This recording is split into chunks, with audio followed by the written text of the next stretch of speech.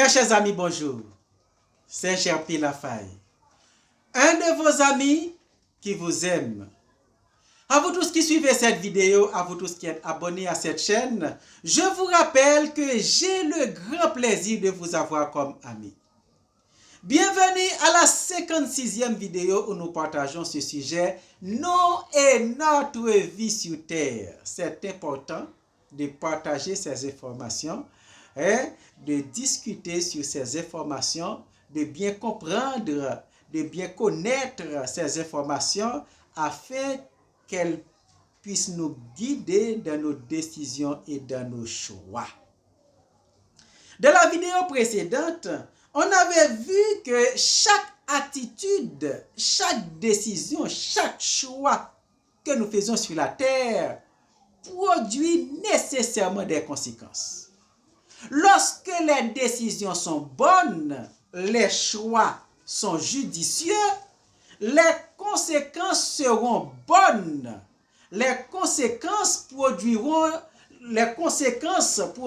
des effets positifs, des effets agréables à la vie. Mais lorsque les décisions sont mauvaises et que les choix ne sont pas bons, alors les conséquences seront regrettables, les conséquences produiront des souffrances, produiront des douleurs dans nos vies. Ainsi, on avait vu que l'immoralité sexuelle dans les sociétés humaines produisent des conséquences insupportables. Cela complique énormément la vie sur la terre. La vie sur la terre est remplie de douleurs, de souffrances, de toutes sortes de risques et de toutes sortes d'inquiétudes. Pourquoi? Parce que les pratiques sont contraires à la volonté de Dieu, les décisions sont mauvaises, les choix ne sont pas bons. Donc, c'est la raison pour laquelle nos corps deviennent aussi fragiles. Toutes sortes de maladies peuvent nous envahir parce que l'environnement est pollué, l'environnement est bourré de toutes ces germes de maladies. Un ensemble de germes de maladies qui peuvent détruire nos corps. Un ensemble de pratiques qui peuvent détruire nos familles, nos vies financières, etc. Donc, notre vie est vraiment compliquée et difficile sur la terre parce que nous pratiquons des choses contraires. Nous vivons de manière contraire à la vérité, de manière contraire à la parole de Dieu. Les conséquences sont insupportables. Ainsi, pour ceux qui ont changé de royaume, pour ceux qui ont fait choix du royaume de Dieu, ils ont un refuge sous l'abri du Très-Haut. Dans Psaume 91, à partir du verset 1er, il est écrit « Celui qui demeure sous l'abri du Très-Haut repose à l'ombre du Tout-Puissant. » Et lisez le chapitre, lisez le reste du passage et vous allez voir toutes les protections qu'on peut jouir grâce au fait que nous nous sommes soumis à la volonté de Dieu. Dans le monde, il y a une liberté perverse. Il y a le plaisir. Il y a la satisfaction. Et les hommes en profitent dans l'ignorance, par manque de connaissance de la vérité. Ils profitent de tout ce que ce monde offre en termes de plaisir. Et tout ce que ce monde offre, c'est pas pour notre bonheur, c'est pour notre malheur de préférence. Parce que tous les plaisirs que nous prenons loin de la volonté de Dieu, cela produit des conséquences regrettables. Cela produit des conséquences. Donc, premièrement, il y a les conséquences immédiates. Les maladies, la famine, la pauvreté. Personne n'est exempt des maladies, personne n'est exempt des accidents, personne n'est exempt. Ceux qui sont riches, mais ils supportent des maladies que leur économie, que leur compte en banque, que leur richesse ne peuvent pas les préserver, ne peuvent pas les faire sortir. Tout le monde est en danger à cause des conséquences de nos pratiques, des conséquences de nos comportements contraires à la volonté de Dieu. Donc, il y a les maladies sur la terre, il y a les souffrances, il y a les douleurs, il y a la mort, il y a la destruction des familles, il y a la destruction de vie.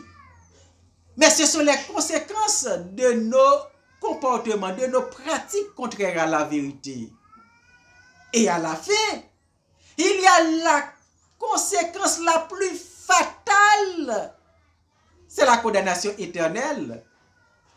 Vous aurez à faire face au jugement du Créateur. Dans Ecclésiaste, chapitre 12, le verset 1er, il est écrit, « Jeune homme, réjouis-toi dans ta jeunesse. Livre ton cœur à la joie pendant tous les jours de ta jeunesse. Marche dans les voies de ton cœur, selon les regards de tes yeux. Mais sache que pour tout cela, Dieu t'appellera en jugement. » Oui, il y a la liberté perverse sur la terre. Il y a le plaisir. Mais il faut savoir qu'après tous ces plaisirs, il y aura le jugement. Donc pour ceux qui ne veulent pas changer de royaume, pour ceux qui veulent profiter des plaisirs, de la liberté que ce monde leur offre, les conséquences, la conséquence la plus fatale qui les attend, c'est le tourment de l'enfer. Le tourment de l'enfer qui est décrit dans Marc 9, versets 48 et 49, où il est écrit, « Le ver ne meurt point dans ce lieu, le feu ne s'éteint point dans ce lieu, tout homme sera salé de feu. » Il y aura le ver, il y aura le feu, et cela durera pour l'éternité. Ce n'est pas une mince affaire, la colère de Dieu. C'est dans l'ignorance que l'homme prenne tous ses plaisirs. C'est dans l'ignorance qu'il se réjouisse de l'immoralité sur la terre. C'est dans l'ignorance. Les conséquences seront éternelles. Donc pour ceux qui choisissent de rester dans cette vie de péché afin de prendre le plaisir, afin de se réjouir dans l'immoralité, eh bien, leur situation seront comme l'homme riche qui est décrit dans Luc chapitre 16, verset 26 jusqu'au verset 31. Du verset 19 jusqu'au verset 31, où il parle de l'histoire de Lazare et de l'homme riche. Lazare sur la terre était pauvre. Il avait une vie d'insatisfaction, une vie de souffrance, une vie de douleur. Mais il y avait un homme riche qui avait tout ce qu'il voulait, qui prenait tous ses plaisirs. Mais Lazare Lazare s'était soumis à la volonté de Dieu, s'était soumis au royaume de Dieu, mais l'homme riche s'en foutait. Alors, il prenait tous ses plaisirs. Et à la mort, eh bien, ces deux personnes font face à leur réalité éternelle. L'homme riche se trouvait déjà dans le tourment de l'enfer, alors qu'il regardait Lazare qui était dans le sein d'Abraham, qui se réjouissait dans un bonheur extraordinaire. En lisant ce passage, vous allez voir que tous ceux qui se réjouissent dans l'immoralité sur la terre se réjouissent à cause de leur ignorance. C'est pourquoi dans l'histoire, on voit l'homme riche qui demande au père Abraham d'envoyer Lazare dire à ses frères de se faire convertir au Seigneur pour ne pas venir dans le lieu où il était. Parce que le lieu où il était déjà un lieu de tourment, alors que le jugement n'est pas encore prononcé pour la condamnation éternelle. La caricature de cet homme est largement observée dans les sociétés.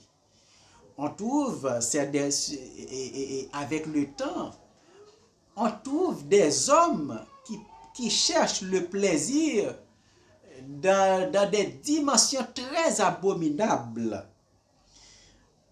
Par exemple, un homme riche ayant de grandes maisons, beaucoup de voitures de grandes marques dans leur cour et beaucoup de serviteurs, leur compte en banque est très riche, est très rempli. Et ensuite, dans leur recherche de plaisir, des femmes sont venues, plusieurs femmes sont venues pour compléter leur plaisir, ou du moins plusieurs hommes et plusieurs femmes bisexuelles les rejoignent au lit pour pouvoir compléter le plaisir dans de plus grandes dimensions. Waouh, la vie paraît extrêmement agréable pour eux. Oui, tout ça est possible dans la vie de l'homme sur la terre. Ils ont la liberté, suffisamment de liberté pour jouir tous ces plaisirs à leur manière ainsi. Mais tous ces plaisirs qui sont possibles dans la vie de l'homme ne durent qu'à perpétuité. Pendant qu'il est vivant, pendant qu'il est dans ce corps charnel. Oui, tous ces plaisirs sont possibles. À la mort, après la mort, eh bien, rien de tout ça n'est possible. Tout ce qu'il possédait en termes de richesse ne lui appartient pas. Tout ce qu'il pouvait faire pour prendre tous ses plaisirs, il ne sera plus possible. À ce moment-là, il va faire face à la réalité qui sera la colère de Dieu pour lui. La réalité pour lui sera la colère de Dieu. À la mort, absolument rien de tout ce qu'il possédait ne traverse. Il sera complètement nu face au jugement de Dieu, face à la colère ardente de Dieu.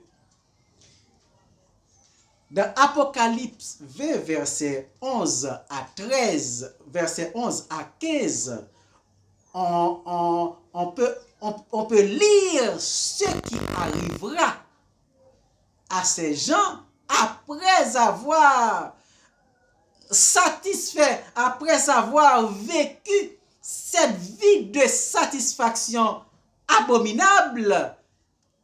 Qu'est-ce qui leur réserve après? Dans Apocalypse 20, verset 11 à 15, il est écrit, « Puis je vis un grand trône blanc, et celui qui est assis dessus.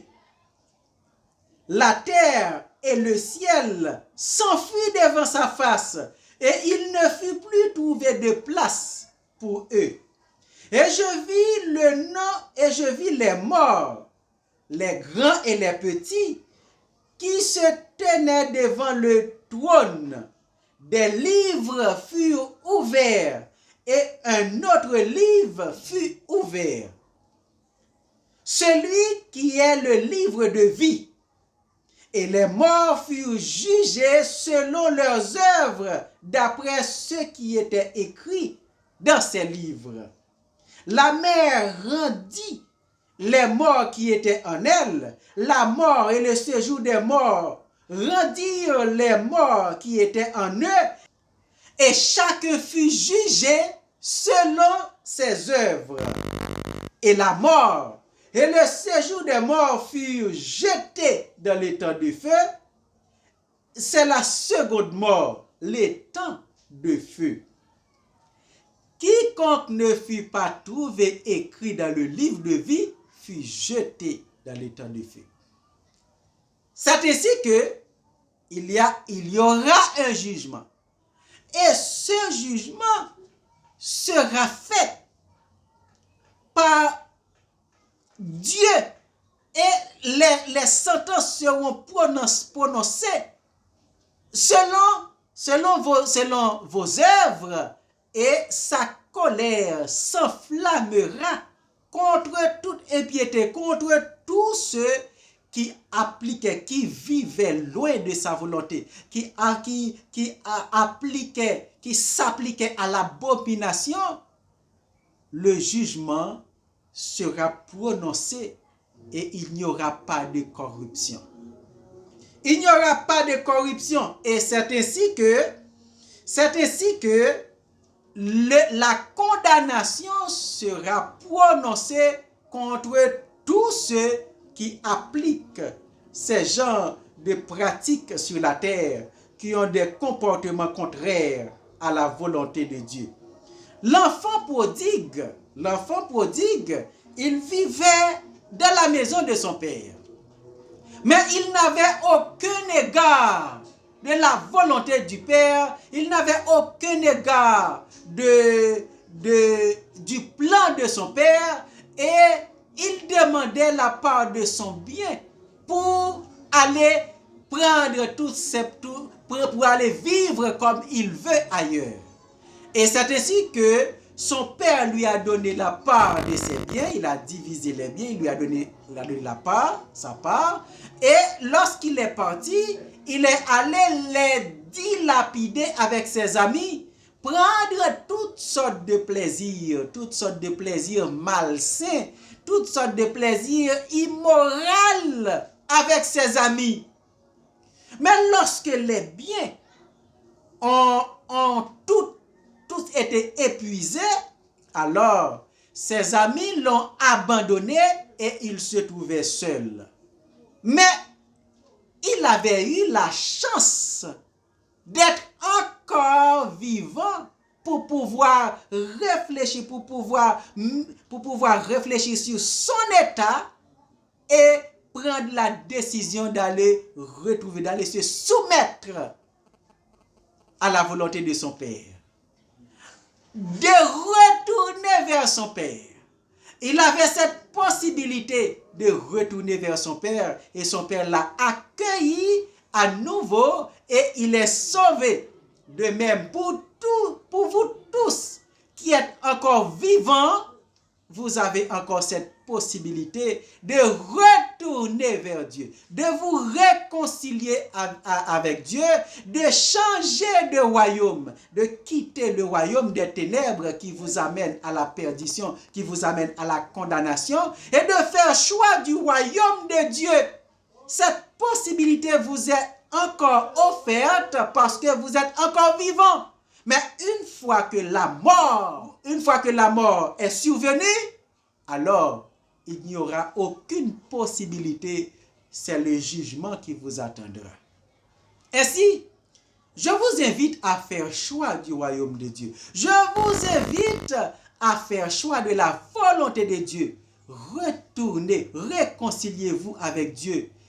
Faites choix de Jésus et vous serez réconciliés avec Dieu. Et tous ces malheurs vous seront épargnés. Dans la prochaine vidéo, on en parlera davantage.